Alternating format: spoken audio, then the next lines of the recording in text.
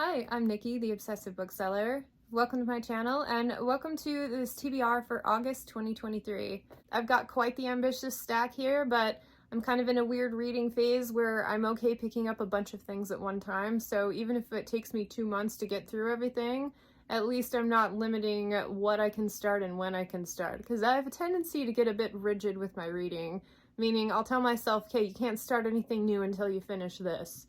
But I'm not living like that anymore. We're just gonna go hog wild and then face the consequences later. Right now I'm continuing a couple of things.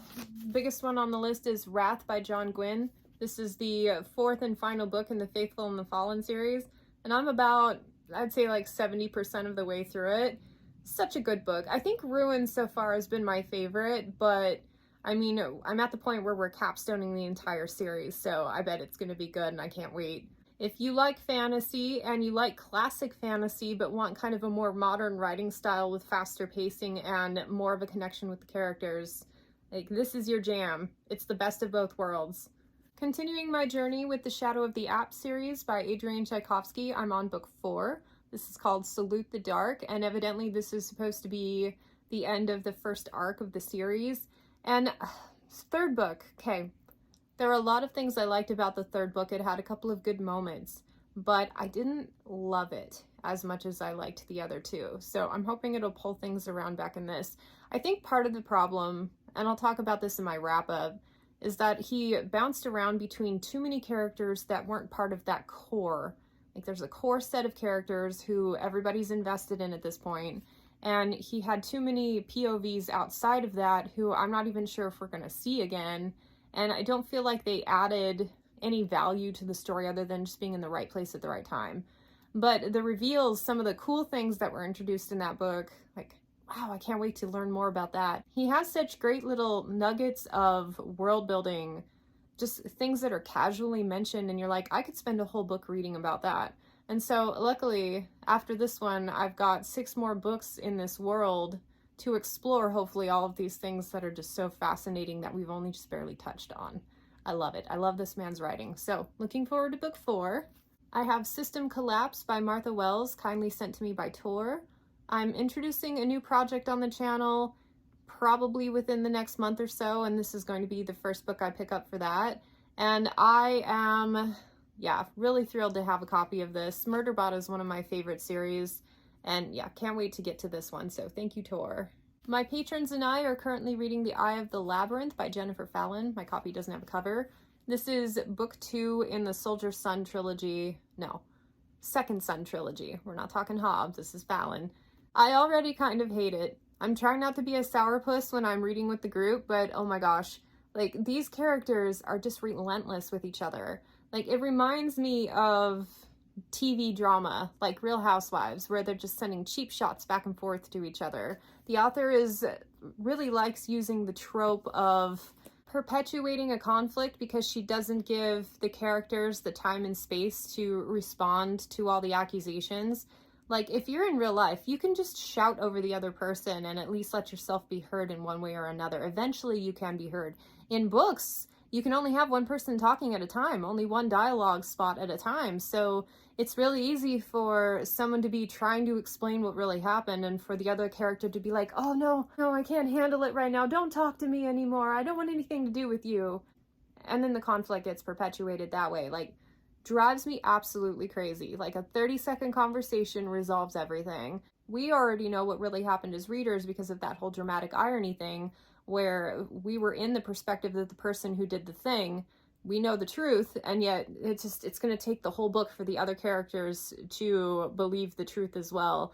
And oh man, I'm lacking the patience. Like, everything about this one is annoying me. But the basic idea of the plot is interesting. I do like a little bit of the political maneuverings, even though it's more drama-based than actual, like, intelligence and skill-based. So we'll see. I am trooping along. If I get too bitter about it, I'll DNF it. But right now, we're going to see how it goes. That was a bigger rant than I thought it would be. I've been continuing my reread with the Fablehaven series. This is book 4, Dragon Sanctuary. This one happens to be my favorite one of the entire series, obviously dragons, but I love everything about this one. And my reread has come at a great time because I remembered big events, but I didn't remember all the tiny details of the story. So it's like discovering it for the first time. Yay for an aging memory. Anyway, I'm very excited to get back into this one, and I'm planning to eventually continue into the Dragon Watch series. It's a set of 5 books. I made it to the 3rd book and then put it down because I wasn't enjoying it as much as these, but I'm determined to finish. More dragon stuff. Alta, this is also a reread. I'm not a huge rereader, but lately I've found myself with a couple of ones that I want to go back to. This is Mercedes Lackey's Joust series. I reread the first one. It still holds up as one of my all-time favorite dragon books. Loved everything about it. Don't really remember a lot about how it continues. It was over 20 years ago when I first read them. So I needed something to listen to before bed that I could kind of fall asleep and miss a couple things and not really be affected too much. And this is such a slow-paced story that, yeah, perfect. So this will be my before bed read. Salmouth by Stephen Bruce. I'm in the middle of reading this one with a couple of buddies on Fantasy Buddy Reads. It's been a long time coming. Chronologically speaking, this one takes place after the first book, Jerrig, and I'm enjoying it so far. It's very quintessential Stephen Bruce.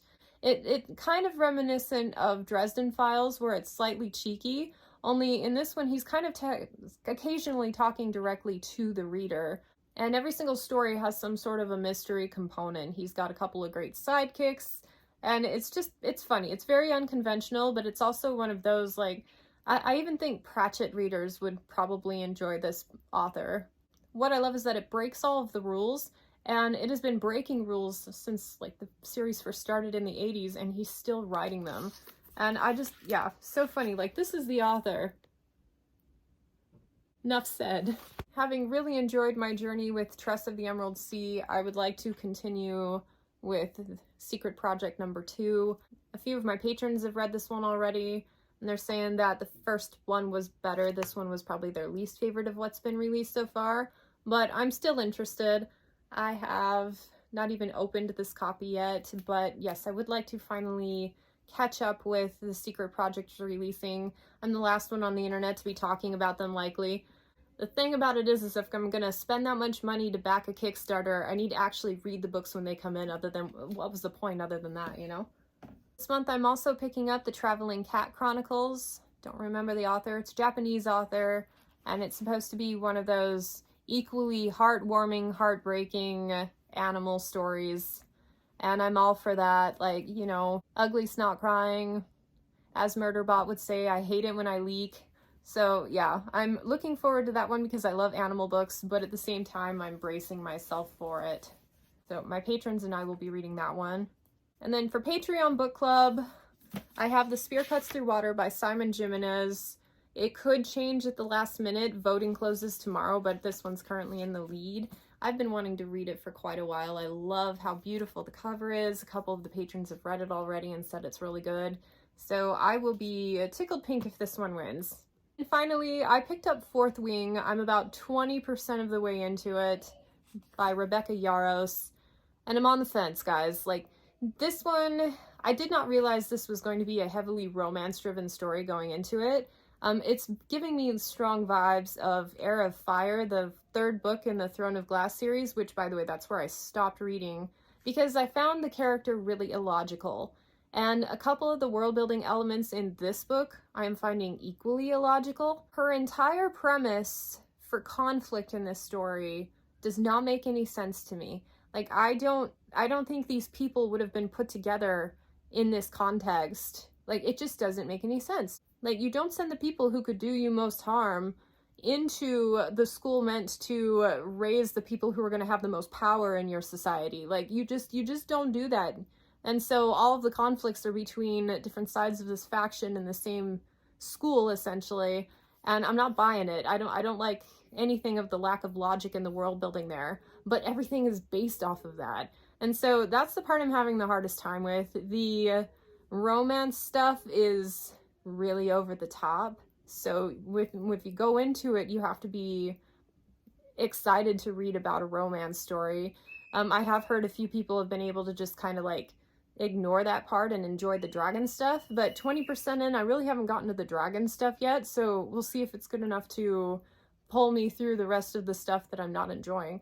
Because, I mean, I like a romance book, but I don't think it's even a particularly good romance here. It's very heavy-handed and too obvious. And it's built on physical attraction, but like all of the behaviors of the characters don't lend you to want to root for them to end up together. Do you know what I mean? Like, it's all based on physical attraction, but nothing about the relationships sounds like fun. So that's where I'm at with that one, but we'll see how it goes. So that's my lineup. I've got quite a few going right now. I'm even reading 2 or 3 different books for Read Burn Hoard. You'll find out more about that when those get published. I'm starting a project sci-fi, which I'm really excited about. So yeah, just got a lot of things going on. I'm reading most of these books, like rotating through, just kind of hitting a couple chapters here and there and making my way down the list. So I end up picking up each book at least once a day. So, I mean, that's not bad. Anyway, I want to know what your reading plans are for August, and thank you so much for stopping by. I hope to catch you next time.